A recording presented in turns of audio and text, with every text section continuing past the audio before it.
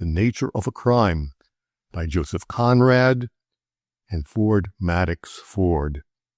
Read by Mark Leader. Preface by Joseph Conrad.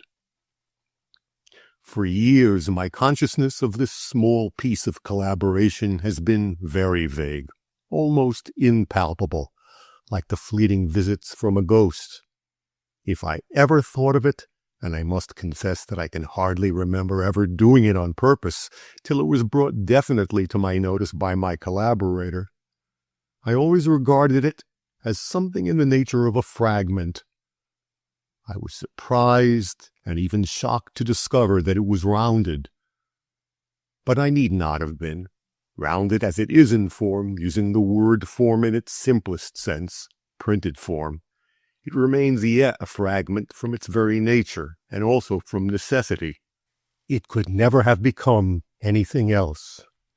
And even as a fragment, it is but a fragment of something that might have been, of a mere intention.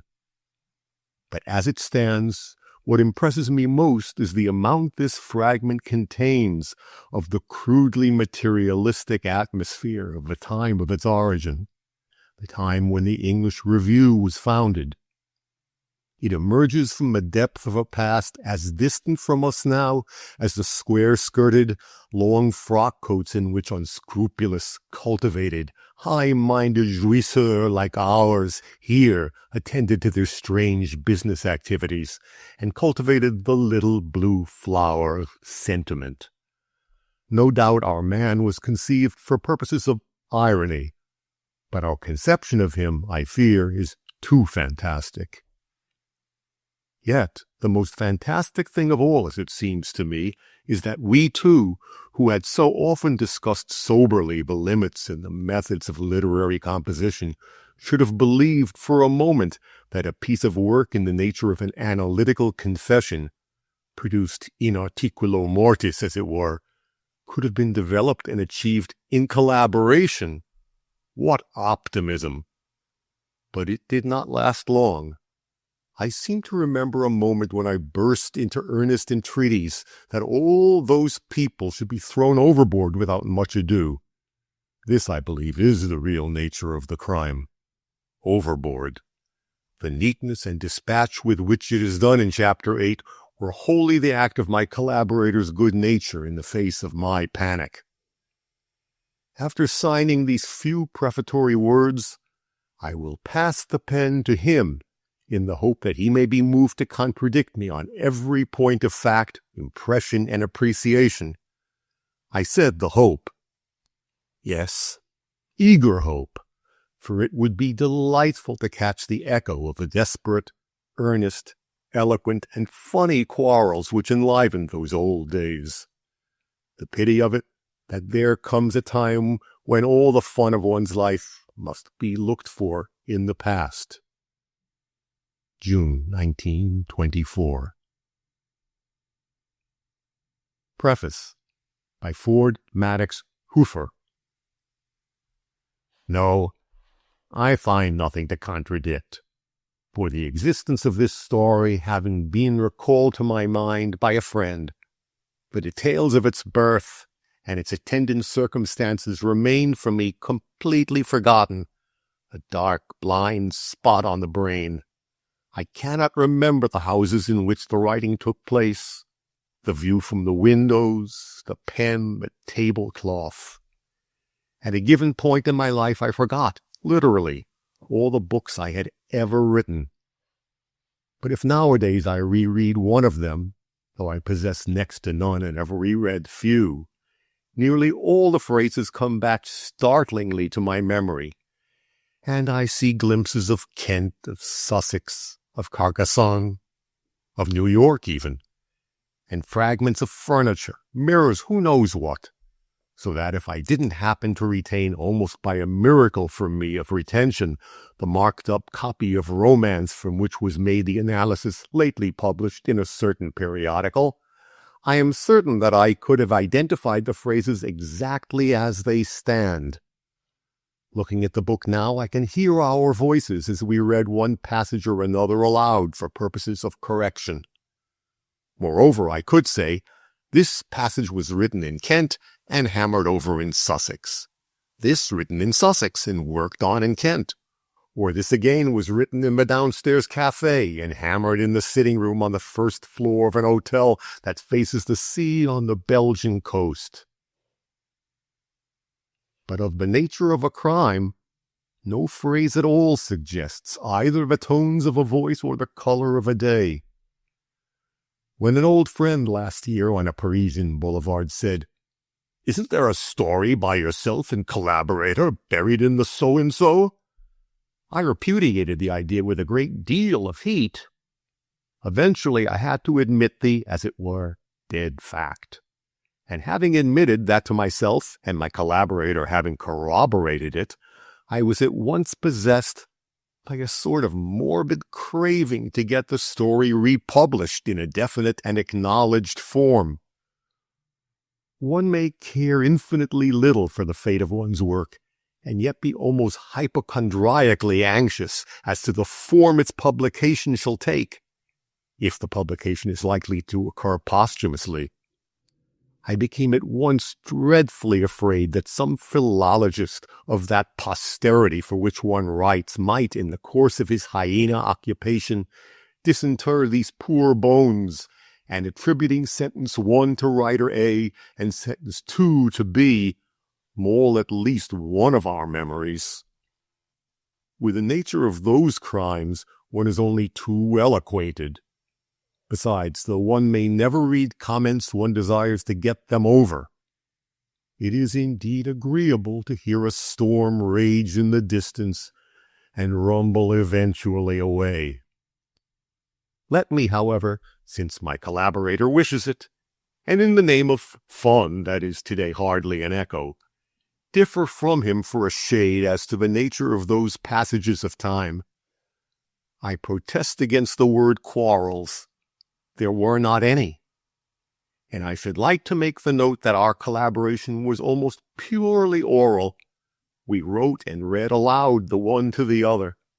Possibly in the end we even wrote to read aloud the one to the other, for it strikes me very forcibly that the nature of a crime is for the most part prose meant for recitation, or of that type. Anyhow, as the memory comes back to me overwhelmingly, I would read on and read on. One begins with a fine propulsion. Sometimes that would last to the end, but as often as not by a real telepathy. With my eyes on the page and my voice going on, I would grow aware of an exaggerated stillness on the part of my collaborator in the shadows. It was an extraordinary kind of stillness, not of death, not of an ice age. Yes, it was the stillness of a prisoner on the rack, determined to conceal an agony. I would read on, my voice gradually sticking to my jaws. When it became unbearable, I would glance up. On the other side of the hearth, I would have a glimpse of a terribly sick man, of a convulsed face, of fingers contorted. Guido Fawkes beneath the peine forte dure looked like that. You are to remember that we were very serious about writing. I would read on. After a long time it would come. Oh, my God. My dear Ford, my dear Fowler. That in those days was the fashionable pronunciation of fellow. For myself, I would listen always with admiration. Always with an admiration that I have never since recaptured. And if there were admirableness that did not seem to me to fit in with the given scene, I could at least at the end of the reading say with perfect sincerity, "Wonderful, how you do things," before beginning on, "But don't you perhaps think?" And I really do not believe that either my collaborator or myself ever made an objection which was not jointly sustained. That's not quarrels. When I last looked through the bound proofs of romance, I was struck with the fact that whereas my collaborator eliminated almost every word of action and 80% of the conversations by myself, I supplied almost all the descriptive passages of the really collaborated parts, and such softer sentiment as was called for. And my collaborator let them get through. All this took place long ago, most of it in another century, during another reign, whilst an earlier, but not less haughty and proud, generation were passing away. Chapter 1. You are, I suppose, by now in Rome. It is very curious how present to me are both Rome and yourself. There is a certain hill. You, and that is the curious part of it, will never go there. Yet, yesterday, late in the evening, I stood upon its summit, and you came walking from a place below. It is always midday there. The 7 pillars of the Forum stand on high. Their capitals link together and form one angle of a square.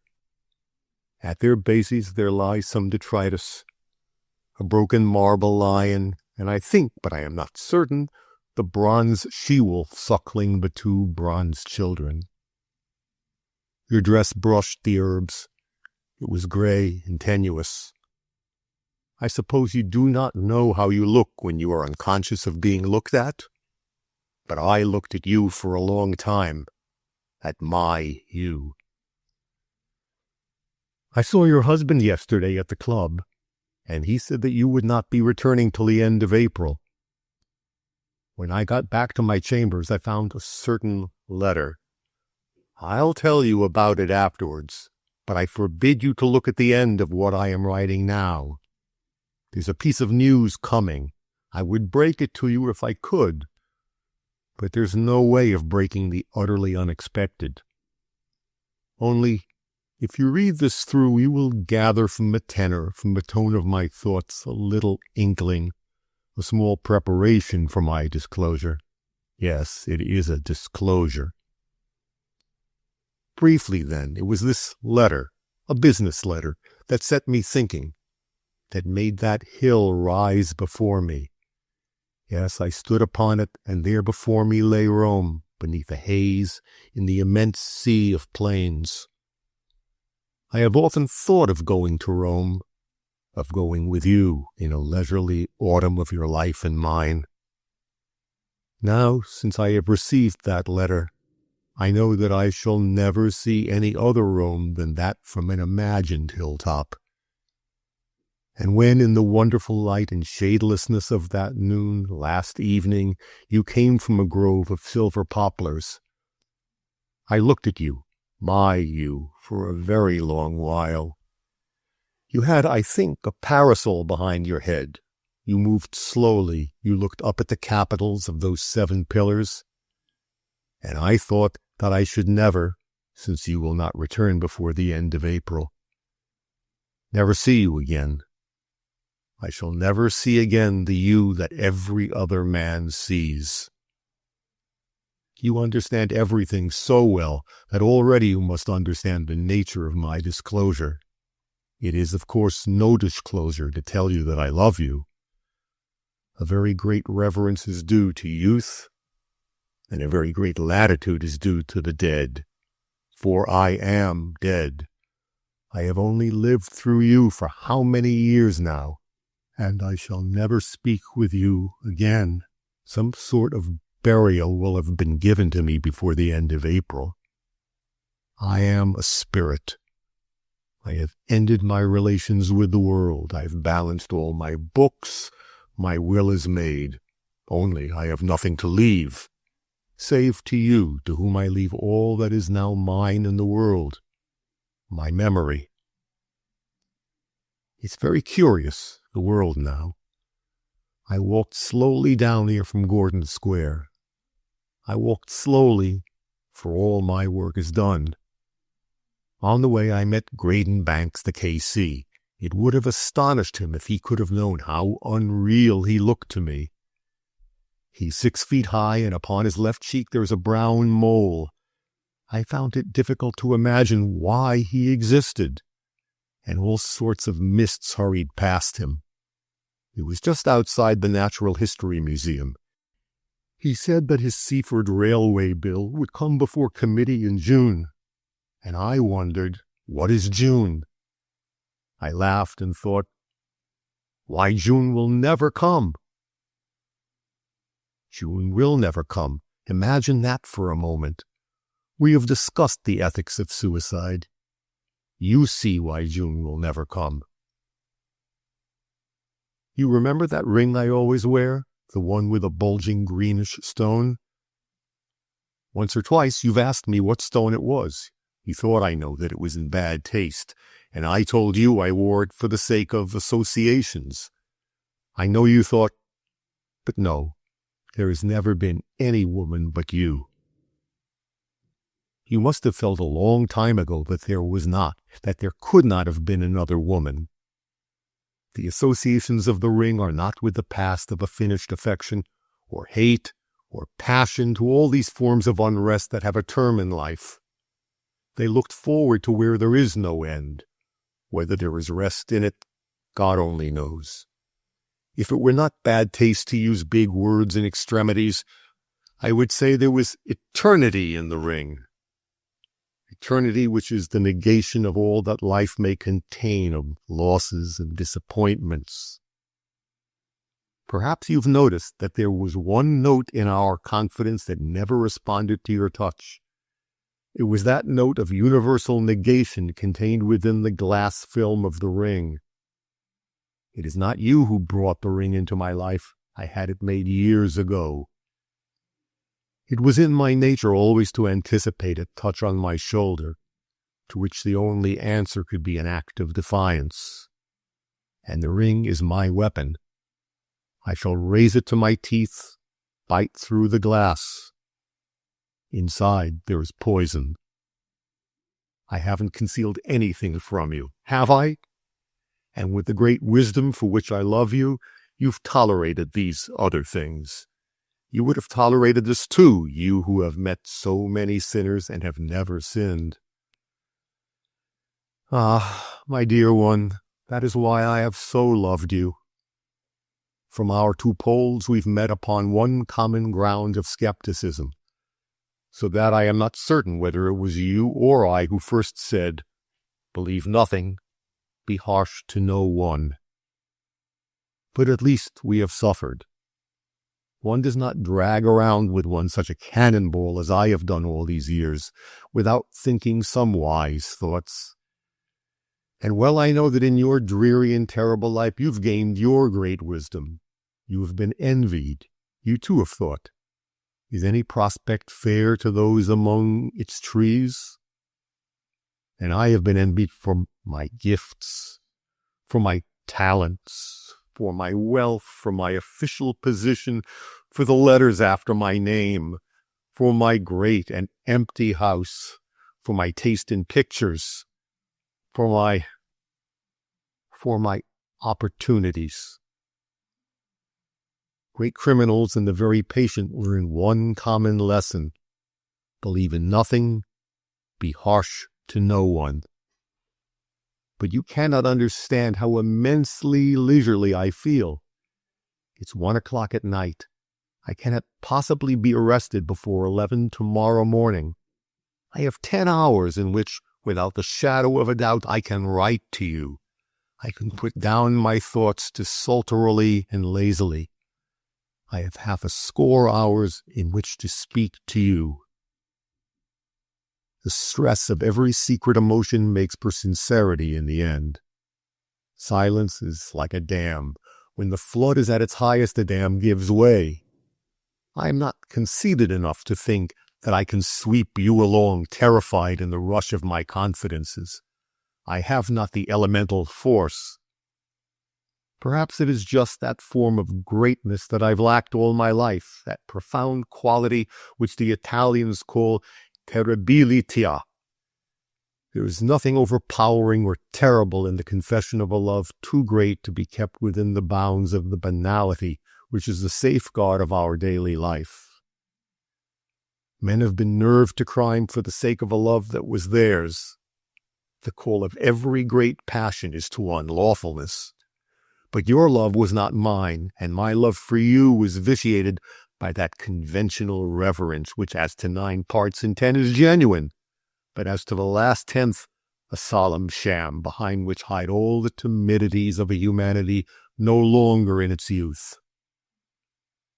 I have been of my time, altogether of my time, lacking courage for a swoop as a bird respects a ragged and nerveless scarecrow.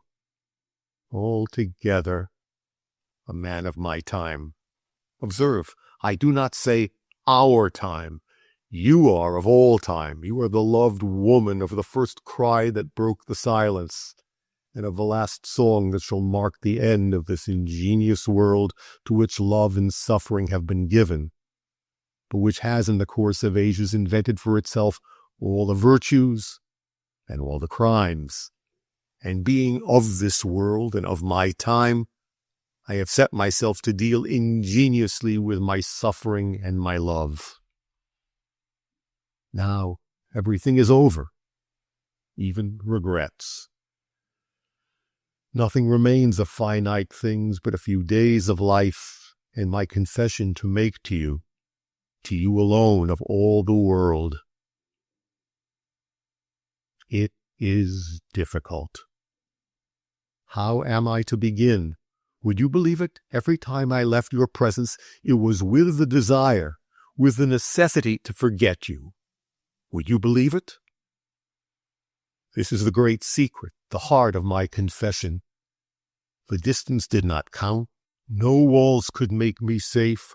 No solitude could defend me. And having no faith in the consolations of eternity, I suffer too cruelly from your absence. If there had been kingdoms to conquer, a crusade to preach, but no, I should not have had the courage to go beyond the sound of your voice. You might have called to me any time. You never did. Never. And now it is too late. Moreover, I am a man of my time. The time is not of great deeds, but of colossal speculations. The moments when I was not with you had to be got through somehow. I dared not face them empty-handed, lest from sheer distress I should go mad and begin to execrate you. Action? What form of action could remove me far enough from you, whose every thought was referred to your existence? And as you were to me a soul of truth and serenity, I tried to forget you in lies and excitement. My only refuge from the tyranny of my desire was in abasement. Perhaps I was mad. I gambled. I gambled first with my own money, and then with money that was not mine. You know my connections with the great Burden fortune. I was trustee under my friend's Alexander Burden's will. I gambled with a determined recklessness, with closed eyes. You understand now the origin of my houses, of my collections, of my reputation, of my taste for magnificence, which you deign sometimes to mock indulgently with an exquisite flattery, as at something not quite worthy of me. It was like a breakneck ride on a wild horse, and now the fall has come. It was sudden. I am alive, but my back is broken. Edward Burden is going to be married. I must pay back what I've borrowed from the trust. I cannot. Therefore, I am dead. A mouse has just come out from beneath one of the deed boxes. It looks up at me. It may have been eating some of the papers in the large cupboard. Tomorrow morning, I shall tell Saunders to get a cat. I've never seen a mouse here before. I have never been here so late before. At times of pressure, as you know, I have always taken my papers home, so that these late hours have been, as it were, the prerogative of the mouse. No, I shall not get a cat. To that extent, I am still a part of the world. I am master of the fate of mice. I have, then, 10 hours, less the time it has taken me to chronicle the mouse, in which to talk to you. It's strange when I look back on it, that in all the years we have known each other, 7 years, 3 months, and 2 days, I have never had so long as 10 hours in which I might talk to you. The longest time was when we came back from Paris together, when your husband was in such a state that he could neither see nor hear. I've seen him, by the by, every day since you've been gone. He's really keeping away from it wonderfully well. In fact, I should say that he has not once actually succumbed. I fancy really that your absence is good for him in a way. It creates a new set of circumstances, and a change is said to be excellent aid in the breaking of a habit. He has, I mean, to occupy himself with some of the things, innumerable as they are, that you do for him. I find that he has even had his passbook from the bank and has compared it with his counterfoils. I haven't, on account of this improvement, yet been round to his chemists, but I shall certainly tell them that they must surreptitiously decrease the strength of it. That was the longest time we have ever really talked together. And when I think that in all these years I haven't once so much as held your hand for a moment longer than the strictest of etiquette demanded, and I loved you within the first month, I wonder why that is. Fancy, perhaps. Habit, perhaps. A kind of idealism, a kind of delicacy, a fastidiousness. As you know very well, it is not on account of any moral scruples. I break off to look through what I have already written to you. There is first the question of why I never told you my secret. Then the question of what my secret really is. I have started so many questions and have not followed one of them out to the very end. But all questions resolve themselves into the one question of our dear and inestimable relationship. I think it has been one of the great charms of our relationship that all our talks have been just talks. We have discussed everything under the sun, but we have never discussed anything au fond. We have strayed into all sorts of byways and have never got anywhere. I try to remember how many evenings in the last 5 years we have not spent together. I think they must be less than 100 in number. You know how occasionally your husband would wake out of his stupors, or walk in his stupor and deliver one of his astonishingly brilliant disquisitions. But remember how always, whether he talked of free love or the improvement in the breed of carriage horses, how he always thrashed his subject out to the bitter end. It was not living with a man, it was assisting at a performance. And when he was sunk into his drugs, or when he was merely literary, or when he was away, how lazily we talked. I think no two minds were ever so fitted one into another as yours and mine. It is not, of course, that we agree on all subjects, or perhaps upon any. In the whole matter of conduct, we are so absolutely different. You are always for circumspection, for a careful preparation of the ground, for patience. And I am always ready to act, and afterwards draw the moral from my own actions. But somehow, in the end, it is all worked out in our being in perfect agreement. Later I will tell you why that is. Let me return to my mouse, for you will observe that the whole question revolves really around that little allegorical mite. It is an omen, it is a symbol, it is a little herald of the providence that I do not believe in, of the providence you so implicitly seek to obey. For instinctively you believe in providence, in God, if you will. I as instinctively disbelieve. Intellectually, of course, you disbelieve in a God. You say that it is impossible for reason to accept an overlord. I, that reason forces one to accept an overlord. I, that reason forces one to believe in an omnipotent ruler. Only I am unable to believe. We, my dear, are in ourselves evidence of a design in creation, for we are the last word of creation.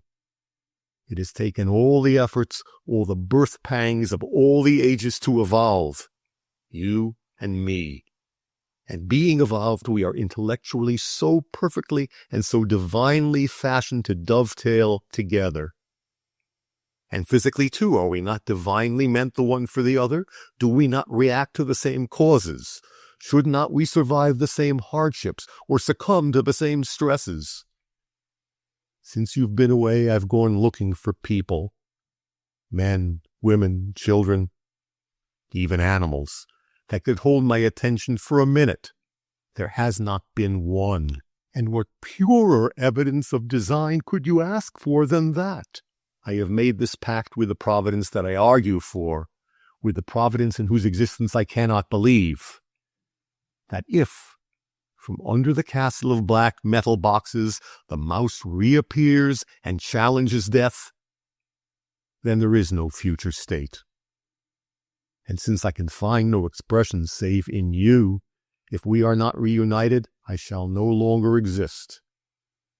So, my mouse is the sign, the arbitrament, a symbol of an eternal life or the herald of nothingness.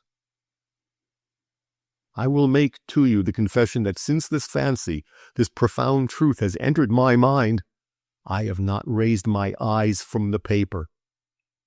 I dread, I suppose it is dread, to look across the ring of light that my lamp casts. But now I will do so. I will let my eyes travel across the bundles of dusty papers on my desk. Do you know I have left them just as they were on the day when you came to ask me to take your railway tickets? I will let my eyes travel across that rampart of blue and white dockets. The mouse is not there. But that is not an end of it. I am not a man to be ungenerous in my dealings with the omnipotent. I snatch no verdict. Chapter 2. Last night it was very late, and I grew tired, so I broke off my letter. Perhaps I was really afraid of seeing that mouse again. Those minute superstitions are curious things. I noticed when I looked at the enumeration of these pages tonight, I began to write upon the 13th sheet, and that gives me a vague dissatisfaction. I read, by the by, a paragraph in a newspaper. It dealt with half-mad authors. One of these, the writer said, was Zola. He was stated to be half-mad because he added together the numbers on the backs of cabs passing him in the street. Personally, I do that again and again, and I know very well that I do it in order to dull my mind. It is a sort of narcotic. Johnson, we know, touched his street posts in a certain order. That, too, was to escape from miserable thoughts. And we all know how, as children, we have obeyed mysterious promptings to step upon the lines between the paving stones in the street. But the children have their futures. It is well that they should propitiate the mysterious omnipotent one. In their day, too, Johnson and Zola had their futures. It was well that Johnson should touch against the evil chance, that Zola should rest his mind against new problems. In me, it is mere imbecility, for I have no future. Do you find it difficult to believe that? You know the burdens, of course, but I think you do not know that for the last 9 years I have administered the Burden estates all by myself. The original trustees were old Lady Burden and I, but 9 years ago Lady Burden gave me a power of attorney, and since then I have acted alone. It was just before then that I had bought the houses in Gordon Square, the one I live in, the one you live in, and the 7 others. Well, rightly speaking, those houses have been bought with Burden money, and all my pictures, all my prints, all my books, my furniture, my reputation as a connoisseur, my governorship of the 2 charities, all the me that people envy have been bought with the Burden money. I assure you that at times I have found it a pleasurable excitement. You see, I have wanted you sometimes so terribly that the juggling with the Burden accounts has been as engrossing a narcotic as to Zola was the adding up of the numbers upon the backs of cabs. Mere ordinary work would never have held my thoughts. Under old Burden's will, young Edward Burden comes of age when he reaches the age of 25, or when he marries with my consent. Well, he will reach the age of 25, and he will marry on April 5. On that day, the solicitors of his future wife will make their scrutiny of my accounts. It is regarded, you understand, as a mere formality. But it amuses me to think of the faces of Coke and Coke when they come to certain figures. It was an outlaw of some sort, was it not, who danced and sang beneath the gallows? I wonder now what sort of traitor, outlaw, or stealthy politician I should have made in the Middle Ages. It is certain that, save for this one particular of property, I should be in very truth illustrious. No doubt the state shall come at last, in which there shall no more be any property. I was born before my time. For it is certain that I am illustrious, save in that one respect. Today young Edward Burden came to the office to introduce me to his fiancée. You observe that I have robbed her. The Burden property is really crippled. They came, this bright young couple, to get a check from me with which to purchase a motor car. They are to try several cars in the next 3 weeks. On the day before the wedding, they are to choose one that will suit them best. And on the wedding day, in the evening, they are to start for Italy. They will be coming towards you. Then, no doubt, too, a telegram will reach them to say that in all probability motor cars will be things not for them for several years to come. What a crumbling of their lives! It was odd how I felt towards her. You know his pompous high forehead, the shine all over him, the grave, weighty manner. He held his hat, a wonderful, shiny, good hat, before his mouth for all the world as if he had been in church. He made even a speech in introducing Miss Averys to me. You see, in a sense, he was in a temple. My office enshrined a deity, a divinity. The law, property, the rights of man is maintained by an august constitution. I am, for him, such a wonderfully safe man. My dear one, you cannot imagine how I feel towards him. A little like a deity, a little like an avenging providence. I imagine that the real deity must feel towards some of his worshippers much as I feel towards this phoenix of the divines. The deity is, after all, the supreme artist, and the supreme quality of art is surprise. Imagine then the feeling of a deity towards some of those who most confidently enter his temple. Just imagine his attitude towards those who deal in the obvious platitudes that honesty is the best policy, or genius the capacity for taking pains. So for days the world appears to them. Then suddenly, honesty no longer pays. The creature amassing with his infinite pains data for his great work is discovered to have produced a work of an infinite dullness. That is the all-suffering deity manifesting himself to his worshippers. For assuredly a day comes when 2 added to 2 no longer results in 4. That day will come on April 5 for Edward Burden.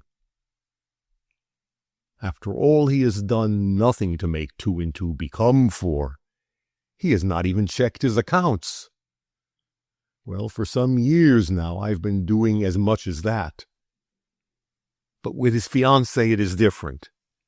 She is a fair, slight girl with eyes that dilate under all sorts of emotion. In my office, she appears not a confident worshipper, but a rather frightened fawn led before an anthropomorphic deity. And strangely enough, though young Burden, who trusts me, inspires me with a sardonic dislike, I felt myself saying to this poor little thing that faced me, "Why, I have wronged you." And I regretted it. She, you see, has after all given something towards a right to enjoy the Burden estates and the Burden wealth. She has given her fragile beauty, her amiability, her worship, no doubt, of the intolerable Edward, and all this payment in the proper coin. So she has, in a sense, a right. Good night, dear one. I think you have it in your power. You might have it in your power to atone to this little creature. Tomorrow I will tell you why and how. Chapter 3.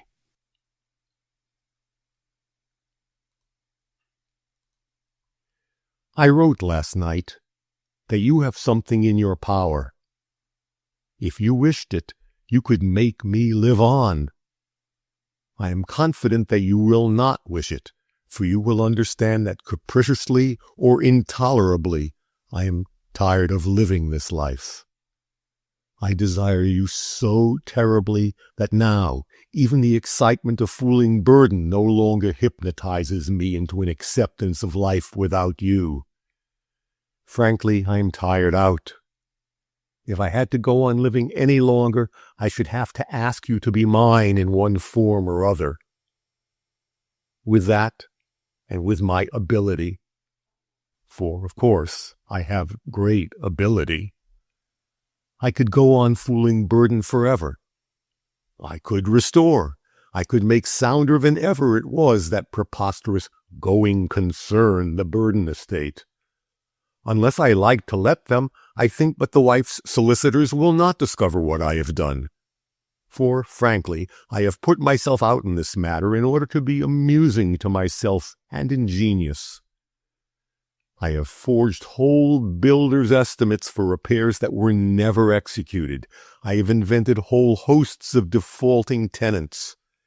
It has not been latterly for money that I've done this.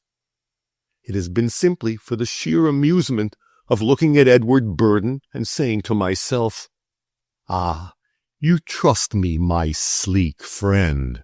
Well." But indeed, I fancy that I am rich enough to be able to restore to them all that I have taken. And looking at Edward Burton's little fiancée, I was almost tempted to set upon that weary course of juggling. But I am at the end of my tether. I cannot live without you longer, and I do not wish to ask you. Later I will tell you, or no, I will tell you now. You see, my dear thing, it is a question of going one better. It would be easy enough to deceive your husband. It would be easier still to go away together. I think that neither you nor I have ever had any conscientious scruples.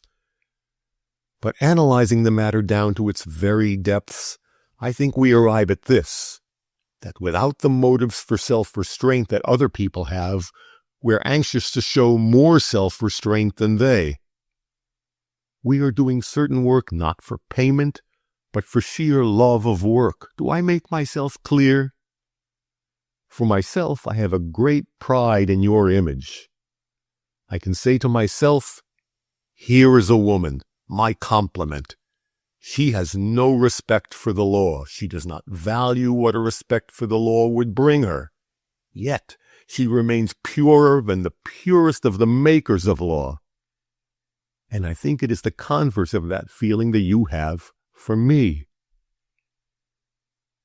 If you desire me to live on, I will live on.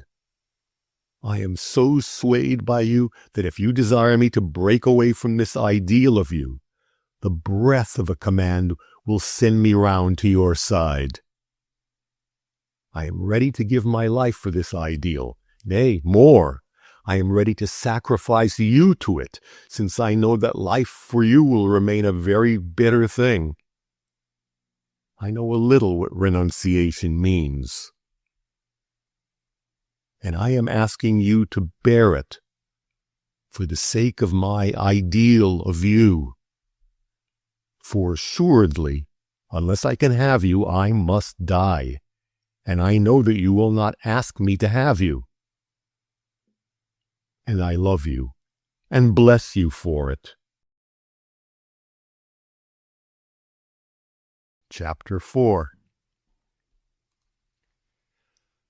I've just come in from Tristan and Isolde. I had to hurry and be there for the first notes because you, my you, would, I felt, be sitting beside me as you have so often. That, of course, is passion, the passion that makes us unaccountable in our actions. I found you naturally, but I found, too, something else. It has always a little puzzled me why we returned to Tristan. There are passages in that thing as intolerable as anything in any of the Germanic master scores. But we are held simply by the idea of the love filter. It's that alone that interests us. We do not care about the initial amenities of Tristan and the prima donna. We do not believe in Mark's psychologizing. But from the moment when those two dismal marionettes have drained unconsideringly the impossible cup, they become suddenly alive, and we see two human beings under the grip of a passion, acting as irrationally as I did when I promised my cabman 5 shillings to get me to the theater in time for the opening bars. It is, you see, the love filter that performs this miracle. It interests, it is real to us, because every human being knows what it is to act irrationally under the stress of some passion or other. We are drawn along irresistibly. We commit the predestined follies or the predestined heroisms. The other side of our being acts in contravention of all our rules of conduct or of intellect. Here, in Tristan, we see such madness justified with a concrete substance, an herb, a root. We see a vision of a state of mind in which morality no longer exists. We are given a respite, a rest, an interval in which no standard of conduct oppresses us. It is an idea of an appeal more universal than any other in which the tired imagination of humanity takes refuge. The thought that somewhere in the world there should be something that I could give to you, or you to me, that would leave us free to do what we wish without the drag of the thought of what we owe to each other, to the world. And after all, what greater gift could one give to another? It would be the essential freedom. For assuredly the filter could do no more than put it in a man's power to do what he would do if he were let loose. He would not bring out more than he had in him, but he would fully and finally express himself. Something unexpected has changed the current of my thoughts.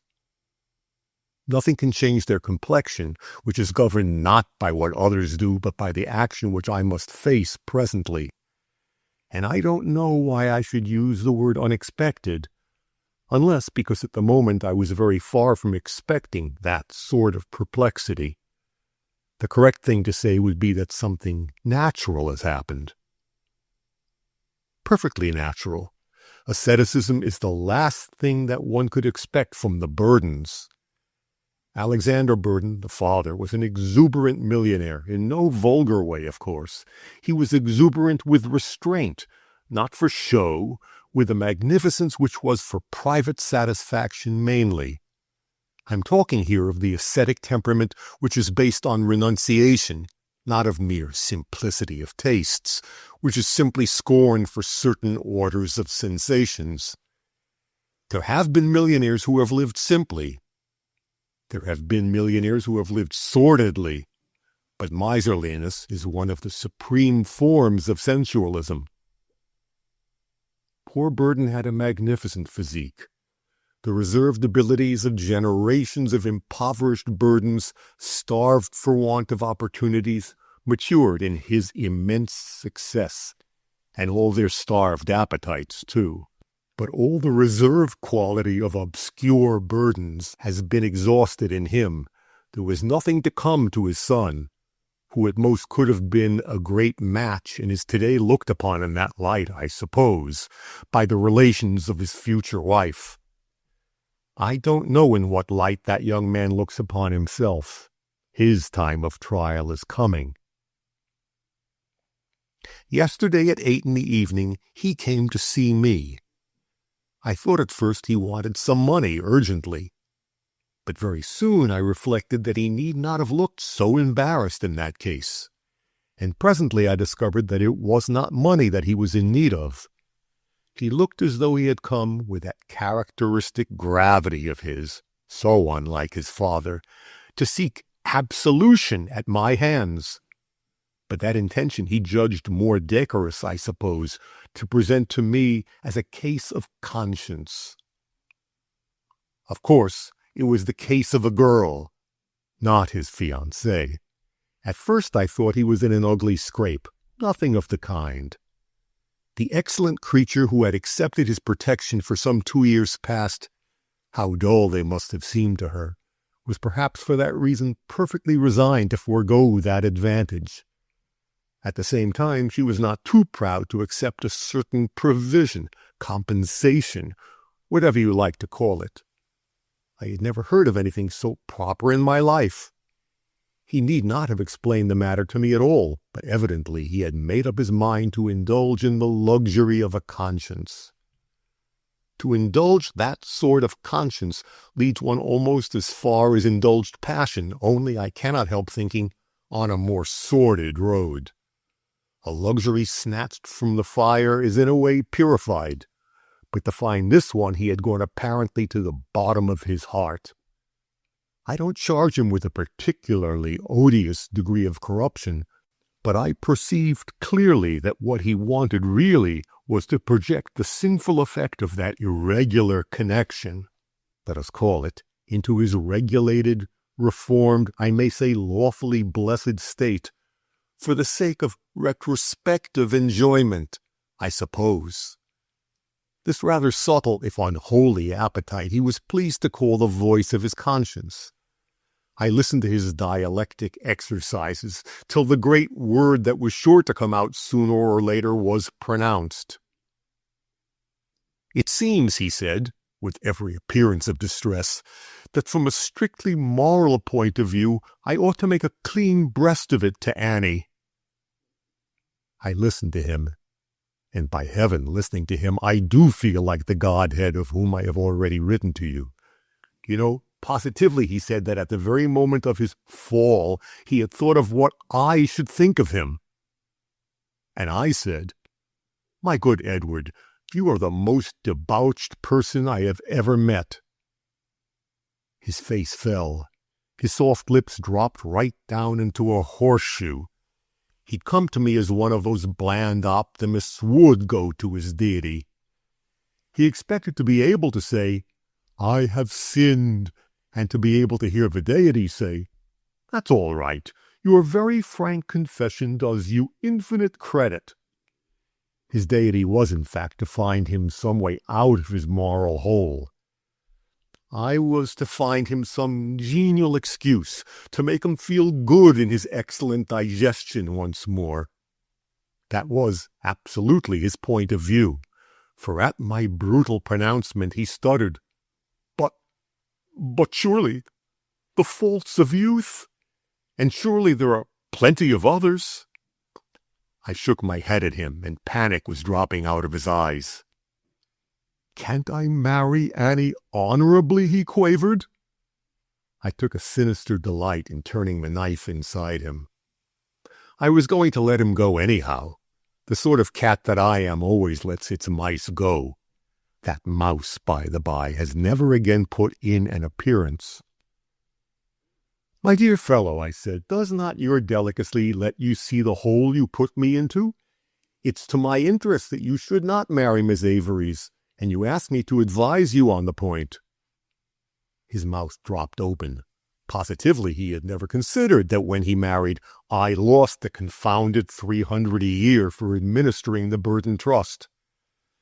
I sat and smiled at him to give him plenty of time to let his mind agonize over his position. "Oh, hang it," he said, and his silly eyes rolled round my room, looking for that providence that he felt ought to intervene in his behalf. When they rested on me again, I said, "There, go away. Of course it's the fault of your youth. Of course every man that's fit to call himself a man has seduced a clergyman's daughter." He said, "Oh, but there was not anything common about it." "No," I answered, "you had an uncommonly good time of it with your moral scruples. I envy you the capacity. You'll have a duller one with Miss Avery's, you know." That was too much for him to take in, so he smoothed his hat. "When you said I was debauched, you were only laughing at me. That was hardly fair. I'm tremendously in earnest."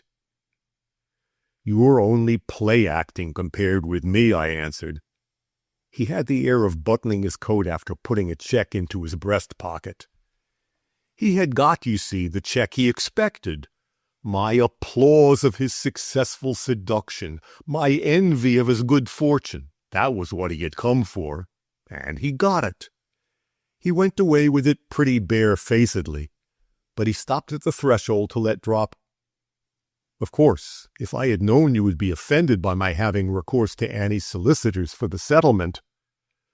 I told him I was laughing at him about that, too.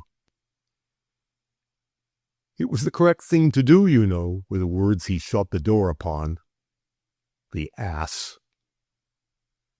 The phrase of his, that he had thought of me at the moment of his fall, gives you at once the measure of his respect for me.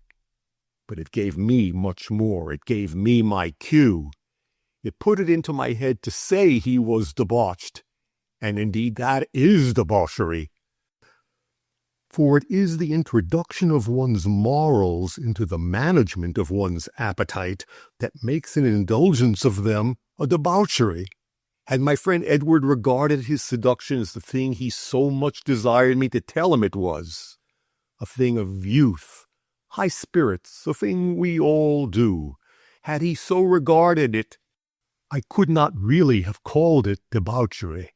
But, and this is the profound truth, the measure of debauchery is the amount of joy we get from the indulgence of our appetites, and the measure of joy we get is the amount of excitement.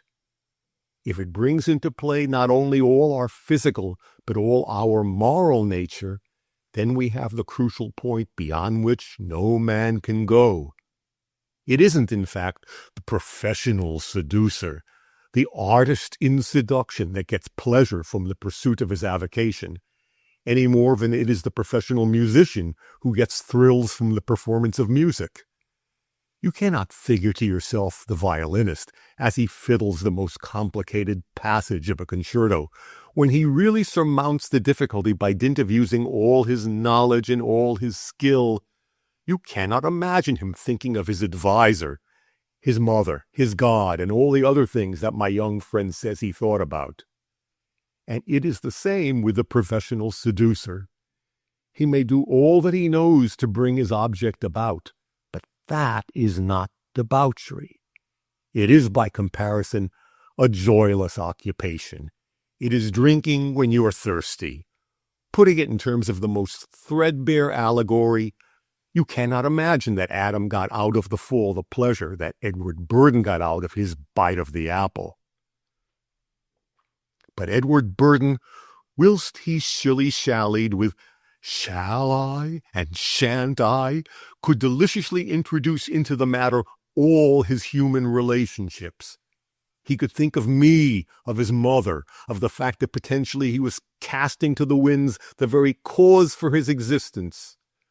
For assuredly, if Edward Burden have a cause for existence, it is that he should not, morally or physically, do anything that would unfit him to make a good marriage. So he had, along with what physical pleasure there might be, the immense excitement of staking his all, along with the tremendous elation of the debate within himself that went before. For he was actually staking his all upon the chance that he could both take what he desired and afterwards reconcile it with his conscience to make a good match. Well, he has staked and won. That is the true debauchery. That, in a sense, is the compensating joy that Puritanism gets. Chapter 5. I have just come in. Again, you will not guess from where. From choosing a motor car with Burden and his fiancée. It seems incredible that I should be called upon to preside at these preparations for my own execution. I looked at hundreds of these shiny engines with the monstrously inflated white wheels and gave a half-amused, but I can assure you a half-interested, attention to my own case. For one of these will one day, and soon now, be arrested in a long rush by my extinction. In it there will be seated the two young people who went with me through the garages. They will sit in some sort of cushioned ease. The cushions will be green, or red, or blue in shiny leather. I think, however, that they will not be green, because Miss Avery's let slip to me, in a little flutter of shy confidence, the words, "Oh, don't let's have green, because it's an unlucky color." Edward Burden, of course, suppressed her with a hurried whisper, as if, in thus giving herself away to me, she must be committing a sin against the house of Burden. That naturally is the Burden tradition. A Burden's wife must possess frailties, but she must feign perfection, even to a trusted adviser of the family. She must not confess to superstitions. It was amusing, the small incident, because it was the very first attempt that little Miss Avery's has ever made to get near me. God knows what Edward may have made me appear to her. But I fancy that, whatever Edward may have said, she had pierced through that particular veil. She realizes with her intuition that I am dangerous. She is alarmed and possibly fascinated because she feels that I am not straight, that I might in fact be a woman or a poet. Burden, of course, has never got beyond seeing that I dress better than he does and choose a dinner better than his Uncle Darlington. I came, of course, out of the motor car ordeal with flying colors. On these lines. I lived, in fact, up to my character for being orthodox in the matter of comfort. I even suggested 2 little mirrors, like those which were so comforting to us all when we sat in hansom cabs. That struck Burden as being the height of ingenuity, and I know it proved to Miss Avery's most finely that I am dangerous, since no woman ever looks in those little mirrors without some small motive of a coquetry. It was just after that she said to me, "Don't you think but the little measures on the tops of the new canisters are extravagant for China tea?" That, of course, admitted me to the peculiar intimacy that women allow to other women, or to poets, or to dangerous men. Edward, I know, dislikes the drinking of China tea because it is against the principle of supporting the British flag.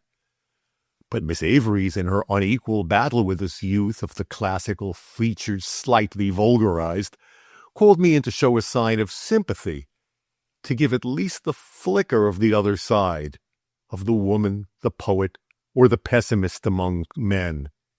She asked me, in fact, not to take up the cudgels to the extent of saying that China tea is the thing to drink. That would have been treason to Edward. But she desired that her instinct should be acknowledged to the extent of saying that the measures of canisters should be contrived to suit the one kind of tea as well as the other. In his blind sort of way, Edward caught the challenge in the remark, and his straight brows lowered a very little. "If you don't have more than 3 pounds of China tea in the house in a year, it won't matter about the measures," he said. "We never use more at Shackleton." "But it makes the tea too strong, Edward." "Then you need not fill the measure," he answered. "Oh, I wish," she said to me, "that you tell Edward not to make me make tea at all. I dread it. The servants do it so much better." "So," I asked, "Edward has arranged everything down to the last detail?" Edward looked to me for approval and applause. "You see, Annie has had so little experience, and I've had to look after my mother's house for years." His heir said, "Yes, you'll see our establishment will be run on the very best lines. Don't you admire the way I'm taming her already?" I gave him, of course, a significant glance. Heaven knows why, for it is absolutely true that I am tired of appearing reliable to Edward Burden or anyone else in the world. What I want to do is simply to say to Edward Burden, "No, I don't at all admire your dragging down a little bundle of ideals and sentiments to your own fatted calf's level." I suppose I have in me something of the poet.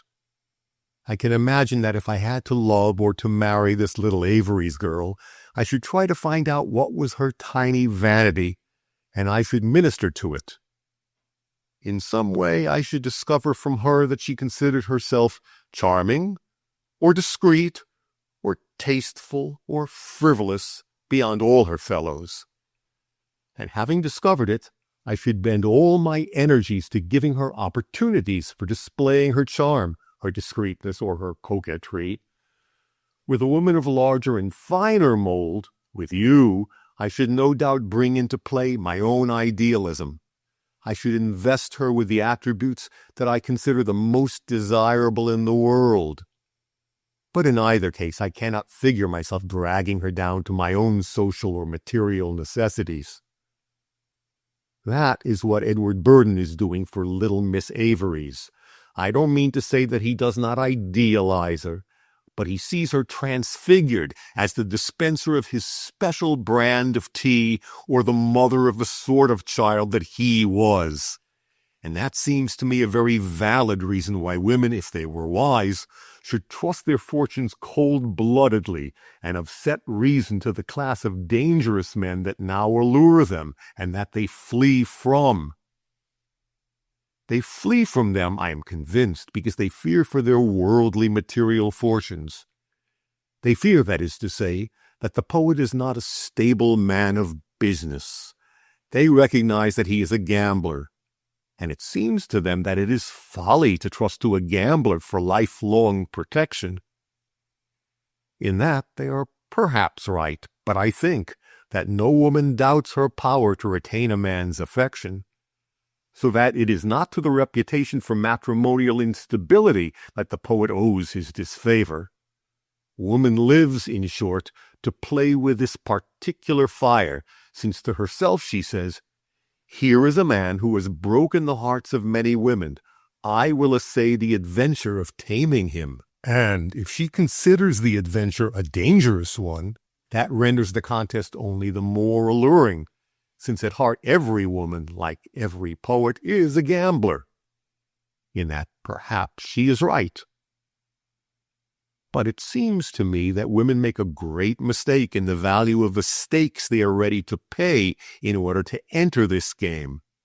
They will stake, that is to say, their relatively great coin, their sentimental lives. But they hoard with closed fingers the 3-penny bit, which is merely the material future. They prefer, that is to say, to be rendered the mere presiding geniuses of well-loaded boards. It is better to be a lady, which you will remember philologically means a loaf-cutter, than to be an ideal. And in this, they are obviously wrong. If a woman can achieve the obvious miracle of making a dangerous man stable in his affections, she may well be confident that she can persuade him to turn his serious attention to the task of keeping a roof over her head. Certainly, I know, if I were a woman, which of the two types of men I would choose. Upon the lowest basis, it is better for all purposes of human contracts to be married to a good liar than to a bad one. For a lie is a figurative truth, and it is the poet who is the master of these illusions. Even in the matter of marital relations, it is probable that the poet is as faithful as the Edward Burdens of this world. Only the Edward Burdens are more skillful at concealing from the rest of the world their pleasant vices. I doubt whether they are as skillful at concealing them from the woman concerned, from the woman with her intuition, her power to seize fine shades of coolness, and her awakened self-interest. Imagine the wife of Edward Burden saying to him, "You have deceived me." Imagine then the excellent youth crimsoning, stuttering. He's been taught all his life that truth must prevail, though the skies fall, and he stammers, "Yes, I have betrayed you." And that is tragedy, though in the psychological sense, and that is the important one. Edward Burden may have been as faithful as the ravens who lived for 15 decades with the same mate. He will, in short, blunder into a tragic, false position. And he will make the tragedy only the more tragic in that all the intellectual powers he may possess will be in the direction of perpetuating the dismal position. He will not be able to argue that he has not been unfaithful, but he will be able to find 100 arguments for the miserable woman prolonging her life with him. Position, money, the interests of the children, the feelings of her family and of his, all these considerations will make him eloquent to urge her to prolong her misery, and probably she will prolong it. This, of course, is due to the excellent Edward's lack of an instinctive sympathy. The poet with a truer vision will in the same case be able to face his Miss Avery saying, "You have deceived me," with a different assurance. Supposing the deflection to have been of the momentary kind, he will be able to deny with a good conscience, since he will be aware of himself and his feelings. He will at least be able to put the case in its just light. Or, if the deflection be really temperamental, really permanent, he will be unable, it being his business to look at the deeper verities, to lie himself out of the matter. He will break, strictly and sharply. Or, if he do not, it may be taken as a sign that his Miss Avery's is still of value to him, that she, in fact, is still the woman that it is his desire to have for his companion. This is true, of course, only in the large sense, since obviously there are poets whose reverence for position, the interest of children, or the feelings of their friends and relatives may outweigh their hatred of a false position. These, however, are poets in the sense that they write verse. I am speaking of those who live the poet's life. To such, a false position is too intolerable to be long maintained. But this again is only one of innumerable side issues. Let me return to my main contention, that a dinner of herbs with a dangerous man is better than having to consume the flesh of stalled oxen with Edward Burden. Perhaps that is only a way of saying that you would have done better to entrust yourself to me than to... But no, your husband is a better man than Edward Burden. He has at least had the courage to revert to his passion.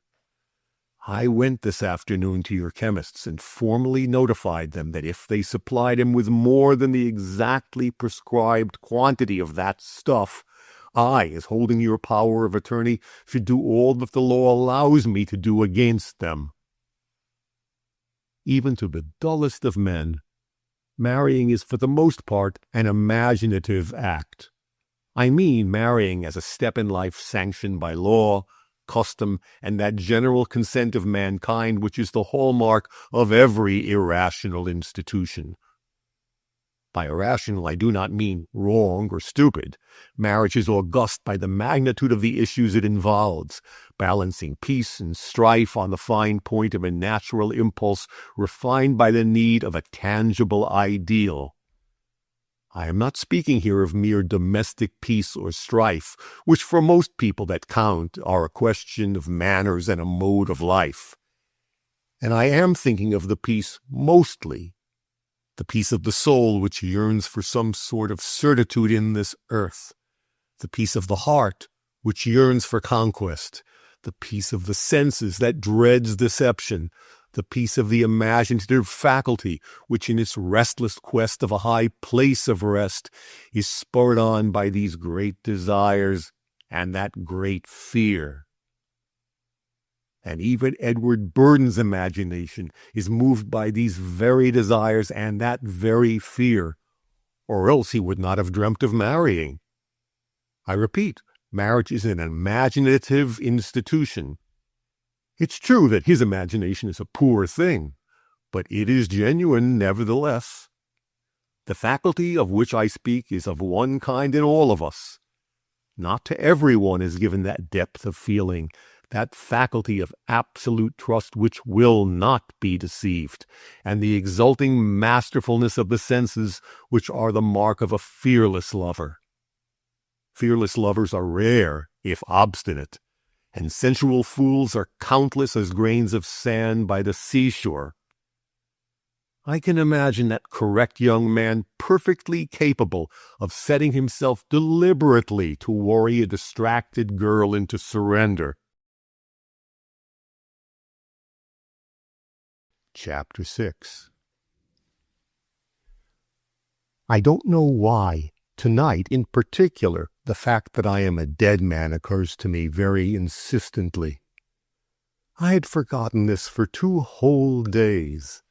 If anyone very dear to you has ever been in extremis, at a distance, and you have journeyed to be at the last bedside, you will know how possible this is, how for hours at a time the mind will go wandering away from the main fact that is drawing you onwards, till suddenly it comes back.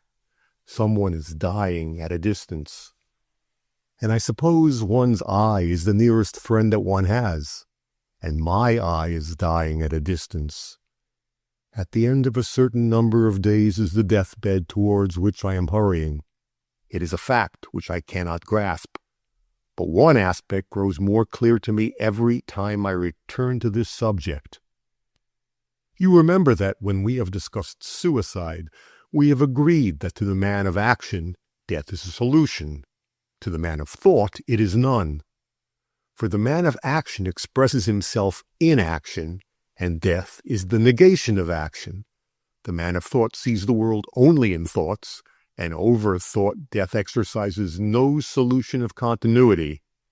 If one dies, one's actions cease, one's problem continues.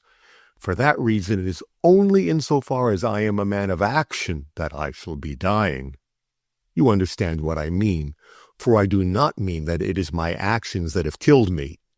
It is simply because I have taken refuge from my thoughts in action, and because after April 5 that refuge will be closed to me, that I take refuge in a final action which, properly speaking, is neither action nor refuge. And perhaps I am no man of action at all, since the action in which I have taken refuge is, properly speaking, no action at all, but merely the expression of a frame of mind. I have gambled, that is to say, I have not speculated. For the speculator acts for gain, the gambler in order to interest himself. I have gambled to escape from you. I have tried to escape from my thoughts of you into divining the undivinable future, for that is what gambling is. You try for a rise, you try for a fall, and the rise or the fall may depend on the momentary madness of a dozen men who declare a war, or upon the rain from heaven which causes so many more stalks of wheat to arise upon so many million square inches of earth.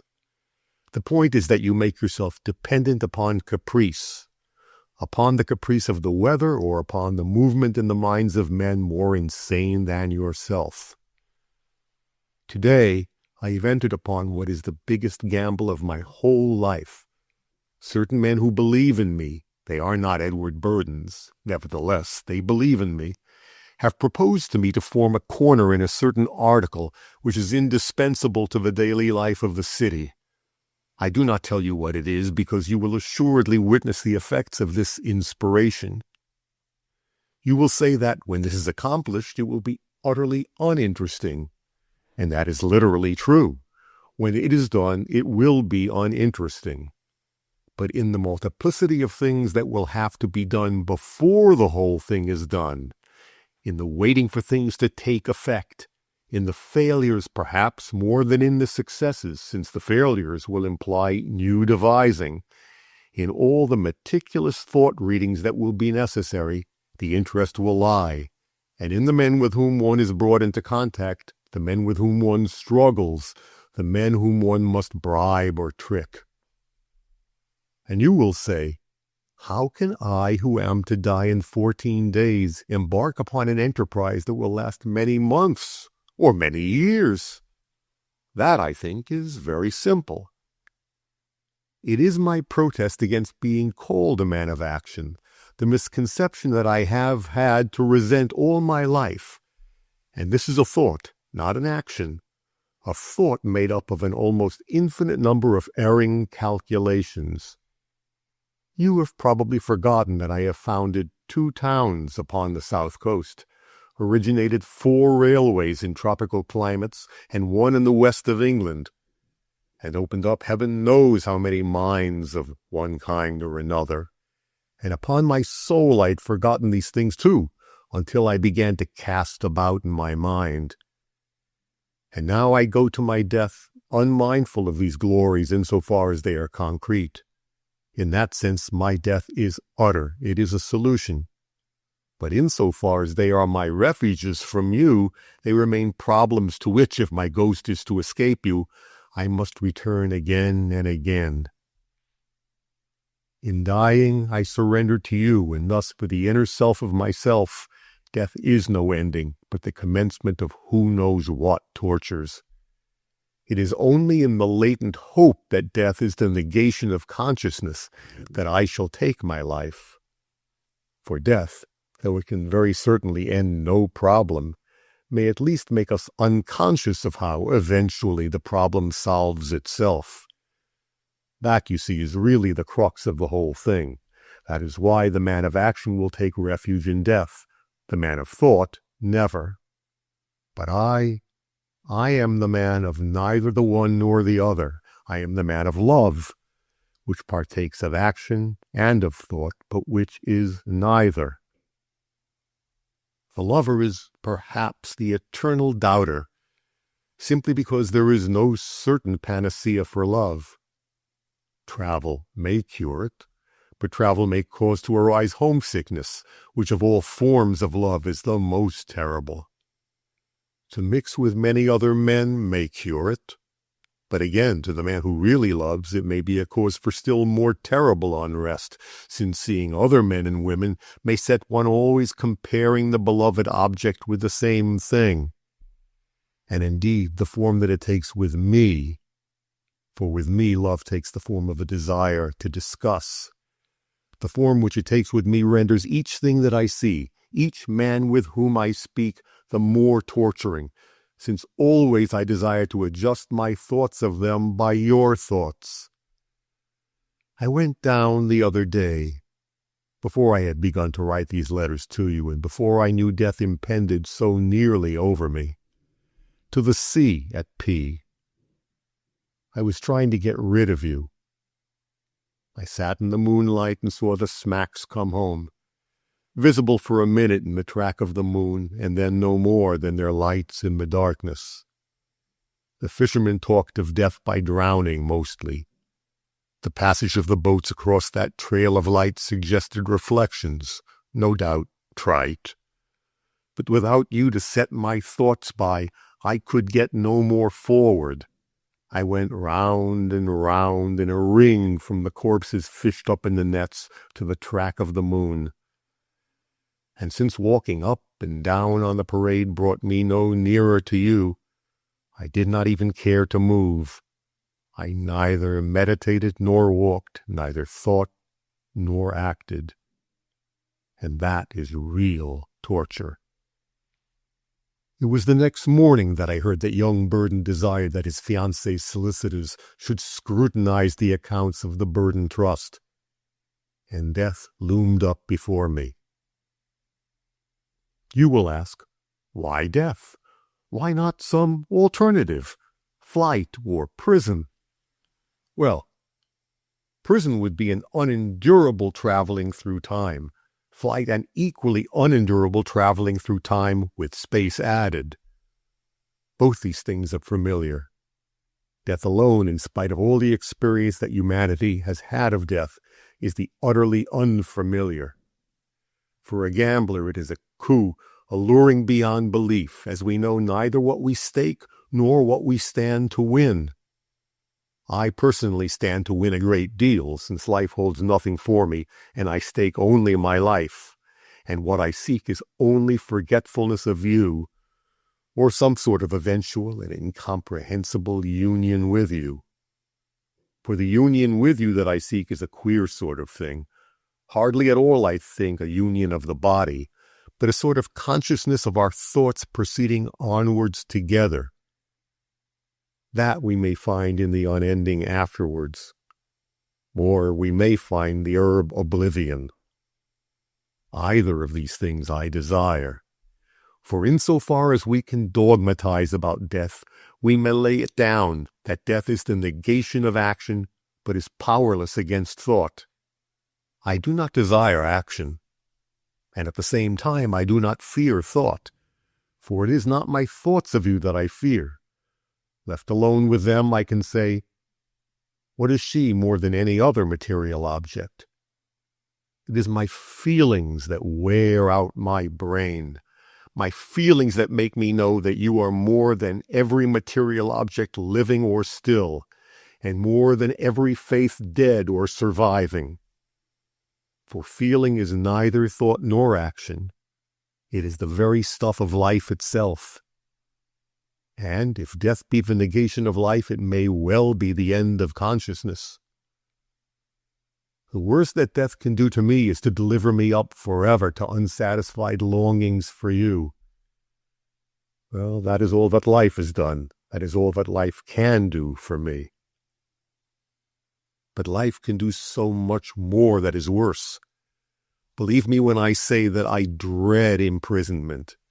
And believe me when I say that I do not dread disgrace. For you know very well that it is true when I say that I positively chuckle at the thought of the shock my fall would give to all these unawakened intelligences of this world. You know how I despise Edward Burden for trusting in me. You know how I have always despised other people who trusted in established reputations. I don't mean to say that I should not have liked to keep the game up. Certainly I should, since in gambling it is more desirable to win than to lose. And it is more amusing to fool fools than to give them eye-openers. But I think that in gambling it is only a shade less desirable per se to lose than to win. The main point is the sensation of either, and the only valid objection to losing is that, if one loses too often, one has at last no longer the wherewithal to gamble. Similarly, to give people eye-openers is, per se, nearly as desirable as to fool them. It is not quite so desirable, since the game itself is the fooling. But the great objection in my case is that the eye-opener would once and for all put an end to the chance of my ever fooling them again. That, however, is a very small matter, and what I dread is not that. If people no longer trusted in me, I could no doubt still find an outlet for my energies with those who sought to take advantage of my abilities, trusting to themselves to wrest from me a sufficient share of the plunder that they so ardently desire, that I so really have no use for. No, I seek in death a refuge from exposure, not because exposure would cripple my energies. It would probably help them. And not because exposure would mean disgrace. I should probably find ironical satisfaction in it. But simply because it would mean imprisonment. That I dread beyond belief. I clench my fingers when in conversation I hear the words, a long sentence. For that would mean my being delivered up for a long time, forever, to you. I write forever advisedly and after reflection, since a long subjection without relief to that strain would leave upon my brain a wound that must prove ineffaceable. For to be alone and to think, those are my terrors. One reads that men who have been condemned for long years to solitary imprisonment go mad. But I think that even that sad gift from omnipotent fate would not be mine. As I figure the world to myself, fate is terrible only to those who surrender to her. If I surrendered to the extent of living to go to prison, then assuredly the future must be uniformly heavy, uniformly doomed in my eyes. For I would as soon be mad as anything else I can think of. But I should not go mad. Men go mad because of the opportunities they miss, because the world changes outside their prison walls, or because their children starve. But I have no opportunities to miss or take. The changes of the world to me are nothing, and there's no soul between whom and starvation I could stand. Whilst I am about making this final disposition of my properties, let me tell you finally what I have done in regard to your husband himself. It is a fact, and this I have been keeping up my sleeve as a final surprise for you, that he is almost cured. But I have just received an incomprehensible note from Edward Burden. He asks me for some particulars as to his confounded estate, and whether I can lend him some thousands of pounds at short notice. Heaven knows what new scrape this is that he's in. Of course, this may precipitate my crash. But whatever happens, I shall find time to write my final words to you, and nothing else really matters. Chapter 7. I haven't yet discovered what Edward Burden is doing. I have found him a good round sum upon mortgage. The irony of the position being that the money is actually his, whilst the mortgage does not actually exist. He says that what he is doing with the money will please me. I suppose that means that he's embarking upon some sort of speculation which he imagines that I would favor. It is odd that he should think that I find gratification in his imitating myself. But why should I concern myself with this thing at all? Nothing in the world can ever please or displease me any more. For I have taken my resolve. This is my last night upon earth. When I lay down this pen again, I shall never take up any pen more. For I have said all that I can say to you. I am utterly tired out. Tonight I shall make up into a parcel all these letters. I must sit through the night, because it is only tomorrow morning that I shall be able to register the parcel to you, and registering it will be my last act upon the habitable globe. For biting through the glass in the ring will be not an act, but the commencement of a new train of thought. Or perhaps only my final action will come to an end when you read these words in Rome. Or will that be only thought, the part of me that lives, pleading to you to give your thoughts for company? I feel too tired to think the matter out. Let me then finish with this earth, I told you when I finished writing last night that Robert is almost cured. I would not have told you this for the sake of arrogating to myself the position of a savior. But I imagine that you would like the cure to go on, and in the case of some accident after my death, it might go all to pieces once more. Quite simply, then, I have been doing two things. In the first place, I have persuaded your chemists to reduce very gradually the strength of chloral, so that the bottles contain nearly half water, and Robert perceives no difference. Now, of course, it's very important that he shall not know of the trick that is being so beneficently played on him, so that, in case he should go away, or for one reason or another change his chemists, it must be carefully seen to that instead of pure chloral, he obtains the exactly diluted mixture. In this way he may be brought gradually to drinking almost pure water. But that alone would hardly be satisfactory. A comparatively involuntary cure is of little value in comparison with an effort of the will. You may conceivably expel nature with a fork, but nothing but a passion will expel a passion. The only point to be proved is whether there exists in your husband any other passion for the sake of which he might abandon his passion for the clearness of vision which he always says his chloral gives him. He has not, of course, the incentives usual to men. You cannot, in fact, get him along ordinary lines. But apart from his physical craving for the drug, he has that passion for clearness of intellect that he says the drug gives him. And it is through that at last I have managed to hit his pride. For I have put it to him very strongly that one view of life is just as good as another. No better, no worse, but just the same. And I have put it to him that his use of chloral simply limits for him the number of views of life that he might conceivably have.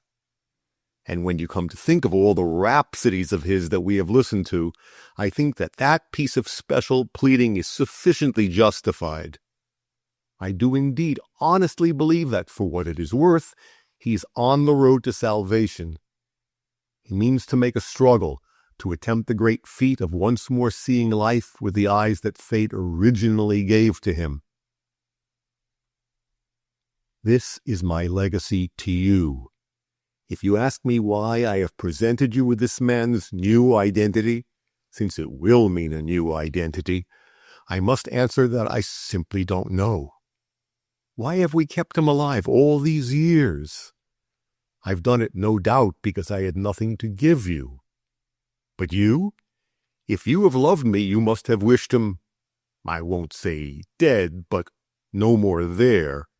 Yet you have tried too, and I suppose this answer to the riddle is simply the answer to the whole riddle of our life. We have tried to play a supremely difficult game simply because it sanctified our love. For after all, sanctification arises from difficulties. Well, we have made our way very straight, and we have so narrowed the door of entrance that it has vanished altogether. We have never had any hope of a solution that could have satisfied us. If we had cared to break the rules of the game, I suppose we could have done it easily enough. And we could have done it the more easily since neither you nor I ever subscribed to those rules. If we had not, it was, I think, simply because we sought the difficulty which sanctifies. Has it been a very imbecile proceeding? I am most uncertain. For it is not a thing to be very proud of, to be able to say that for a whole lifetime one has abstained from that which one most desired. On the other hand, we have won a curious and difficult game. Well, there it is, and there is your legacy. I do not think that there is anything else for me to write about. You will see that in my will I have left everything I possess to Edward Burden. This is not because I wish to make him reparation, and it's not because I wish to avoid scandal. It's simply because it may show him one very simple thing. It will show him how very nearly I might have made things come right. I've been balancing my accounts very carefully, and I find that, reckoning things reasonably against myself, Edward Burden will have a £5 note with which to buy himself a mourning ring. The being forced to attend to my accounts will make him gasp a good deal. It will certainly shake his belief in all accepted reputations, for he will look on the faces of many men, each as solid as the Bank of England, and he will think, I wonder if you are like. His whole world will crumble, not because I have been dishonest, since he is cold-blooded enough to believe that all men may be dishonest, but he will tremble because I've been able to be so wildly dishonest and yet to be so successfully respectable. He won't even dare to expose me, since if he did that, half of the shares which he will inherit from me would suffer an eclipse of disreputability, would tumble to nothingness in value, and would damage his poor pocket. He will have to have my estate set down at a high figure. He will have to be congratulated on his fortunate inheritance, and he will have sedulously to compound my felony.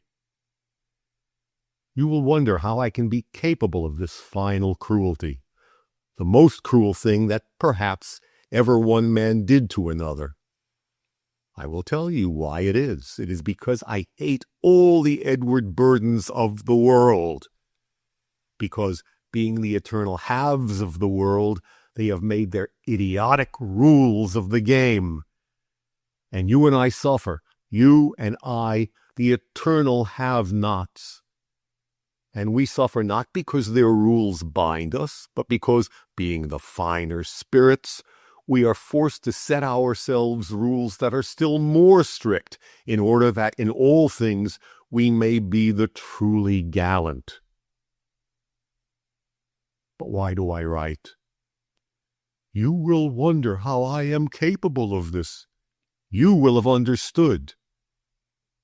You who understand everything. 8 a.m. Well, now we part. I am going to register the parcel containing all these letters to you.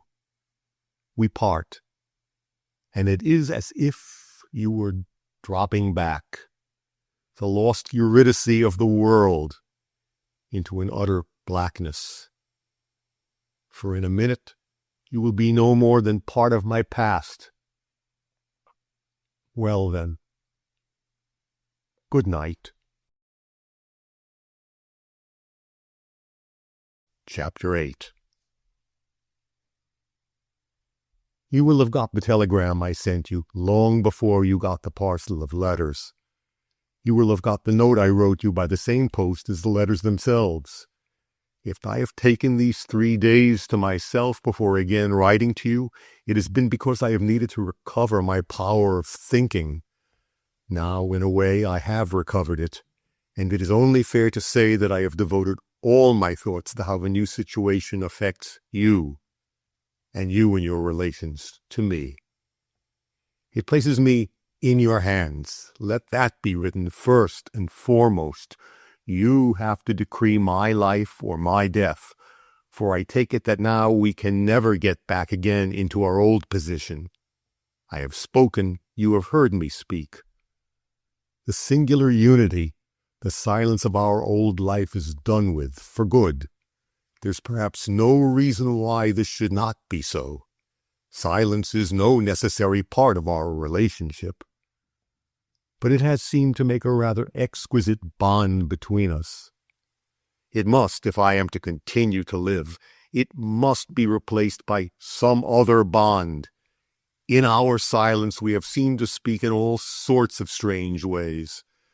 We have perhaps read each other's thoughts. I have seen words form themselves upon your lips. But now you must. There is no way out of it. You must write to me. You must write to me fully, all your thoughts. You must, as I have done, find the means of speech, or I can no longer live. I am reprieved. I don't know if, in my note to you, I explained exactly what had happened. It was in this way. I was anxious to be done with my world very early, and as soon as 8 o'clock struck, I set out for the post office at the corner to register that parcel of letters for you. Till the task was accomplished, the last I was to perform on earth, I noticed nothing. I was simply in a hurry. But having given the little faggot into the hands of a sleepy girl, I said to myself suddenly, now I am dead. I began suddenly, as they say of young children, to notice. A weight that I had never felt before seemed to fall away from me. I noticed precisely that the girl clerk was sleepy, that as she reached up one hand to take the parcel over the brass caging, she placed the other over her mouth to hide a yawn. And out on the pavement, it was most curious what had befallen the world. It had lost all interest, but it had become fascinating, vivid. I had not, you see, any senses left but my eyesight and hearing. Vivid, that's the word. I watched a newsboy throw his paper down an area, and it appeared wonderfully interesting to discover that that was how one's papers got into the house. I watched a milkman go up some doorsteps to put a can of milk beside a boot scraper, and I was wonderfully interested to see a black cat follow him. They were the clearest moments I have ever spent upon the earth, those when I was dead. They were so clear because nothing else weighed on my attention but just those little things. It was an extraordinary, a luxuriant feeling. That, I imagine, must have been how Adam and Eve felt before they had eaten of the fruit of knowledge. Supposing I had tacitly arranged with myself that I would die in the street, I think I would still have walked home simply to dally longer with that delightful feeling of sheer curiosity. For it was sheer curiosity to see how this world, which I had never looked at, really performed before utterly unbiased eyes. That was why, when I got home, I sent away the messenger that brought to me Edward Burden's letter. There was to be no answer. Whatever Burden's query might be, I was not going to commit myself to any other act. My last was that of sending off the parcel to you. My opening Burden's letter when the messenger had gone was simply a part of my general curiosity.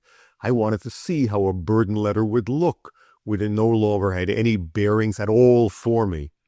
It was as if I were going to read a letter from that dear Edward to a man I did not know upon a subject of which I had never heard. And then I was reprieved. The good Edward, imagining that I was hurt at his having proposed to allow his wife's solicitors to superintend my stewardship, the good Edward, in his concern, had positively insisted that all the deeds should be returned to me absolutely unchecked. He said that he had had a hard fight for it, and that the few thousands he had borrowed from me had represented his settlement, which he had thus paid in specie. It chimed in wonderfully with his character when I come to think of it. Of course he was disciplining Miss Avery's representatives, just as he had disciplined her in the matter of China tea, of which I have written to you. And he had imagined that I was seriously hurt. Can you figure to yourself such an imbecile? But if you permit me to continue to live, you will be saving the poor fool from the great shock I had prepared for him. The avalanche of discovery, the earthquake of uncertainty.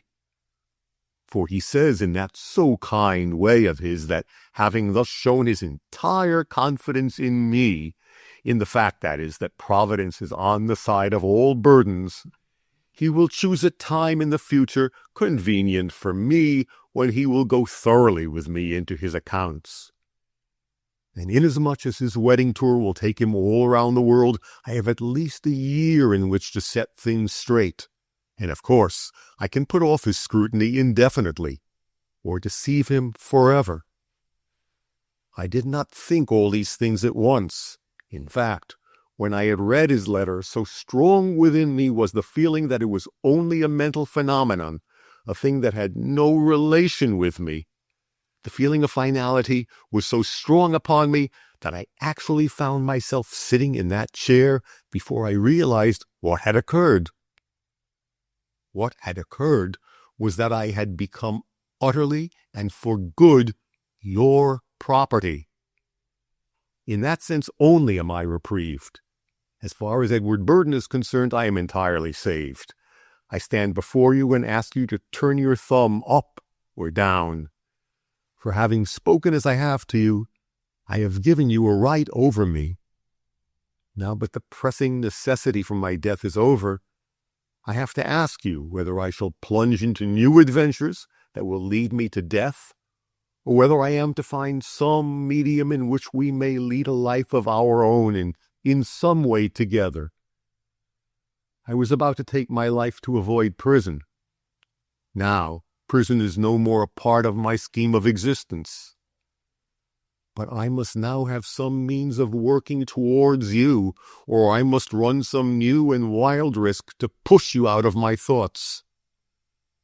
I don't, as you know, ask you to be my secret mistress. I don't ask you to elope with me. But I ask that you must belong to me as much in thought as I have in this parcel of letters been revealed and given over to you.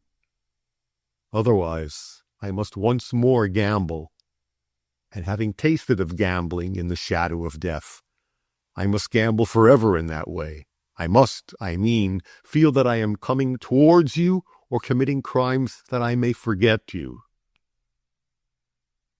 My dear, I am a very tired man. If you knew what it was to long for you as I have longed for you all these years, you would wonder that I did not, sitting in that chair, put the ring up to my teeth in spite of Burden's letter and end it. I have an irresistible longing for rest, or perhaps it is only your support. To think that I must face forever, or for as long as it lasts, this troublesome excitement of avoiding thoughts of you, that was almost unbearable. I resisted because I had written these letters to you. I love you, and I know you love me. Yet without them, I would have inflicted upon you the wound of my death. Having written them, I cannot face the cruelty to you.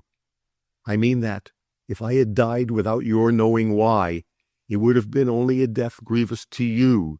Still it is the duty of humanity, and of you with humanity, to bear and to forget deaths. But now that you must know, I could not face the cruelty of filling you with the pain of unmerited remorse. For I know that you would have felt remorse, and it would have been unmerited, since I gave you no chance or any time to stretch out your hands to me. Now I give it to you, and wait for your verdict. For the definite alternatives are these. I will put Burden's estate absolutely clear within the year and work out, in order to make safe money, the new and comparatively sober scheme of which I've written to you. That I will do if you'll consent to be mine, to the extent of sharing our thoughts alone. Or, if you will not, I will continue to gamble more wildly than ever with the Burden money. And that, in the end, means death, and a refuge from you. So then, I stand reprieved, and the final verdict is in your hands. End of The Nature of a Crime by Joseph Conrad and Ford Madox Ford.